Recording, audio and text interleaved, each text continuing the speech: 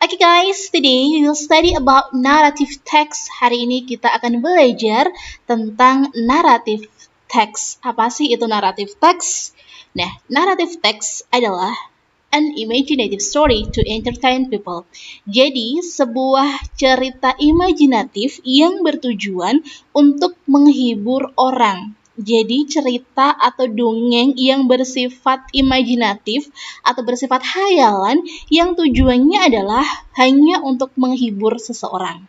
Oke, beberapa tipe dari naratif teks yang bisa kita temui biasanya adalah tentang fairy tales atau dongeng. Nah, kemudian yang kedua ada folktale atau cerita rakyat. Yang ketiga ada fabel atau cerita tentang binatang. Yang keempat legenda atau legend. Nah, contohnya adalah seperti ini. Ini untuk fairy tales, contohnya kayak gini. The Goose with the Golden Egg. Jadi sebuah dongeng cerita tentang angsa dan telur emas. Jadi kan nggak ada kan kayak gini. Jadi masih bersifat hayalan banget. Ini contohnya fairy tales. Contoh yang kedua, misalnya kayak Snow White, kemudian Cinderella. Jadi itu hanya cerita-cerita dongeng hayalan yang biasanya ada. Contoh yang kedua ini tentang folktale. Tipe yang kedua adalah folktale atau cerita rakyat. Kalau di Indonesia banyak banget cerita rakyatnya. Contohnya adalah Sangkuriang, and then Malin Kundang. Itu contoh dari folktale. Next, fabel. Fabel seperti tadi dikatakan adalah cerita tentang binatang atau dongeng tentang binatang. Contohnya The Ant and the Dove. Jadi cerita antara merpati sama semut. Kemudian cerita The Owl, the Grasshopper. Jadi antara semut dan juga belalang. Misalnya tentang si kancil dan lain sebagainya. Itu adalah cerita tentang fabel. Jadi semua cerita yang tentang binatang, dongeng tentang binatang itu namanya adalah fabel. Yang terakhir ada legend atau legenda. Contohnya adalah legenda dari Banyuwangi. Jadi kalau misalnya legenda itu biasanya menceritakan tentang suatu tempat, asal usul kejadian suatu tempat gitu ya. Legend of Banyuwangi, kemudian juga The Legend of Tobalik atau legenda Danau Toba. Kita lanjut ke purpose-nya, tujuannya. Pasti di purpose itu masih ditanyain selalu kalau dalam soal-soal teks. Kalau ada pertanyaan, misalnya pertanyaan adalah what is the text written, kemudian the text is written for, what is the purpose, atau what is the social function, or what is the writer's intention. Jadi kalau ada kata-kata ini yang udah dikasih warna kuning, written for, purpose, social function, atau intention, berarti soal ini dia tuh nanyain tentang purpose-nya atau tujuan dituliskannya teks naratif itu buat apa. Tujuannya adalah yang pertama to amuse, untuk menghibur. Yang kedua to entertain. Jadi tinggal milih, mau to amuse boleh atau to entertain juga boleh. Yang ketiga, to teach us to have good character, untuk mengajari kita mempunyai karakter yang bagus. Biasanya dalam sebuah cerita itu kan ada tokoh-tokohnya yang punya karakter-karakter tertentu kan. Nah, itu bisa kita ambil pelajaran, to teach us to have good character. Yang keempat adalah to make us learn something from the story, untuk membuat kita belajar sesuatu dari cerita tersebut. Begitu. Itu tentang purpose-nya, ingat. Jadi nanti tinggal milih, kalau nggak to amuse, ya to entertain. Kalau nggak to entertain, to teach. Kalau nggak itu to make us learn something, gitu ya. Tinggal milih aja nanti di pilihan gandanya kayak gimana. Kita lanjut ke generic structure-nya dari naratif teks itu ada apa saja. Yang pertama ada orientation. Nah, orientation ini biasanya berisi tentang pengenalan tokoh, tempat, dan juga waktu. Dan biasanya juga terletak di paragraf pertama. Biasanya ya. Yang kedua ada complication. Complication ini berisi tentang masalah dari sebuah cerita itu tadi. Dan yang ketiga ada resolution. Kalau ada masalah tentunya ada solusi dari masalahnya. Nah, inilah solusi masalahnya itu disebut dengan resolution. Dan yang terakhir ada reorientation. Namun, khusus untuk reorientation ini biasanya itu optional, bersifat optional itu bersifat kadang ada, kadang enggak. Nah, reorientation ini biasanya berisi kayak moral value atau nilai-nilai moral yang ada di dalam teks tersebut. Kemudian kita ke language features-nya atau ciri-ciri kebahasaannya. Biasanya teks naratif itu ciri-cirinya apa aja sih? Yang pertama, menggunakan adverb of time. Jadi, kalau misalnya adverb of time-nya itu berawalan dengan once upon a time, kemudian one day, long time ago, kayak gitu ya. Kalau misalnya dia berawalan kayak once upon a time, one day, long time ago, ingat ini ciri-ciri yang paling gampang. Tanpa kita harus membaca teks, kita udah tahu kalau udah dimulai dari once upon a time, one day, long time ago, berarti dia adalah naratif teks. Yang kedua, dia menggunakan past tense. Entah itu menggunakan simple past tense atau past continuous tense. Yang jelas dia menggunakan past tense. Contohnya adalah he lived in the jungle. Jadi dia ada ed-nya di belakang, dia biasanya menggunakan verb 2. Kayak misalnya gini, she show a big house. Biasanya menggunakan verb 2 di sini ya. Next. Ada specific karakternya atau specific participle-nya. Jadi ada tokoh khusus yang biasanya diceritain. Kayak misalnya Aladdin, kemudian Snow White, Cinderella, The Ant, and the Dove. Jadi ada tokoh-tokoh tertentu yang diceritakan. Ada action verb. Action verb-nya ini berupa verb 2 biasanya. Kita kayak membunuh, killed, cried, so. Next, time conjunction. Time conjunction-nya berupa then, when, suddenly, dan lain sebagainya. Next, ada direct speech. Nah, ini ciri-ciri khusus yang kedua. Ciri-ciri yang ketiga, maaf. Kalau ciri-ciri yang pertama, ini ada menggunakan adverb of time, kemudian menggunakan past tense. Ini yang sering kita temui untuk kemudian adalah direct speech-nya. Direct speech itu kayak kalimat langsung gitu.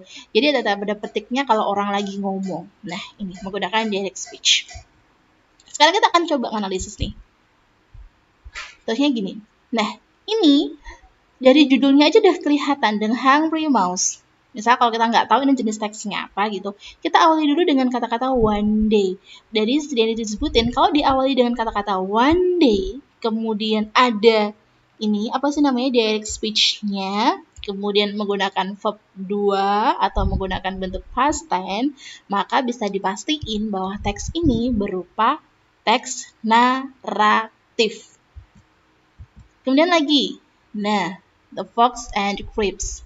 Di depannya, dari depan awal kita sudah bisa lihat tanpa kita harus tahu isinya ini apa. Tapi kalau misalnya kita udah dari awal udah ngelihat long time ago, kalau diawali dengan long time ago, berarti dia teksnya adalah teks naratif. Ada kata adjusting the Queen's Mitres. Ini juga ada direct speech-nya, berarti dia adalah naratif. Kita akan menganalisis genre structure, kemudian language feature-nya dan sebuah teks. Misal saya punya teks judulnya adalah Cinderella. Ini, once upon a time lived a girl named Cinderella. She lived with her stepmother and her stepsister. Nah, ini teksnya tentang Cinderella. Kita akan menganalisis genre structure-nya seperti apa. Kita lihat dari paragraf pertama terlebih dahulu. Paragraf pertama diawali dengan once upon a time. Ya, once upon a time, waktunya.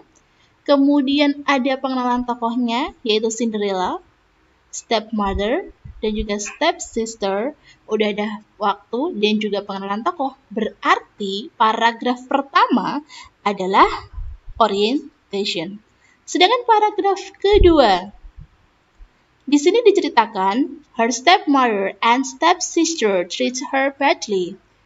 Maksudnya adalah saudara tirinya dan juga ibu tirinya itu memperlakukannya dengan buruk gitu. One day, suatu hari, a prince of kingdom invited all girls to the ball.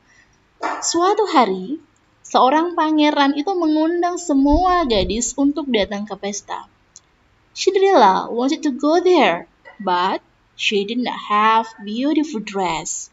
Cinderella juga ingin pergi ke sana, tapi dia nggak punya baju yang bagus. Nah, ini sebuah masalah. Masalah yang pertama, dia diperlakukan buruk oleh saudara tirinya dan juga ibu tirinya. Kemudian ketika pangeran mengundang semua gadis Cinderella nggak punya baju yang bagus, itu adalah sebuah masalah. Nah, kalau misalnya paragrafnya itu berisi tentang sebuah masalah, berarti bisa dipastikan paragraf kedua berisi tentang complication. Next, paragraf ketiga. A very good mother helped her. She changed her dress into beautiful ones. Then Cinderella came to the ball. A prince fell in love with her. They got married and lived happy ever after. Nah, di sini ada seorang peri itu yang membantu dia. Awalnya kan dia nggak punya baju bagus ya di paragraf kedua. Kemudian di paragraf ketiga diceritain bahwa seorang peri itu membantu dia. Kemudian mengubah bajunya menjadi baju yang bagus. Kemudian Cinderella pergi ke pesta, ketemu sama pangeran dan pangeran jatuh cinta. Kemudian mereka menikah dan bahagia selamanya. Itu berarti adalah solusinya dari paragraf kedua. Maka yang paragraf ketiga bernama resolution. Jadi jelas paragraf pertama ada orientation berisi tentang pengenalan tokoh, kemudian waktu dan juga tempat. Yang paragraf kedua berisi tentang complication atau masalahnya.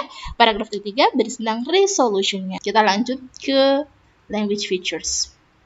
Language features yang pertama tadi ada once upon a time. Kalau once upon a time berarti dia termasuk adverb of time. Kemudian ada kata-kata Cinderella, stepmother, stepsister, prince, and fairy godmother. Maka ciri yang kedua, language features yang kedua adalah dia menggunakan specific character.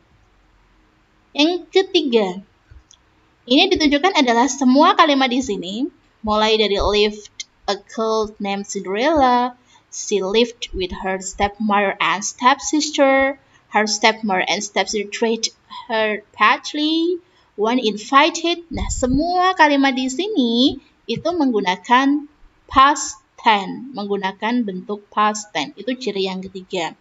Next, ada kata-kata treated, invited, helped. Itu adalah bentuk dari action verb.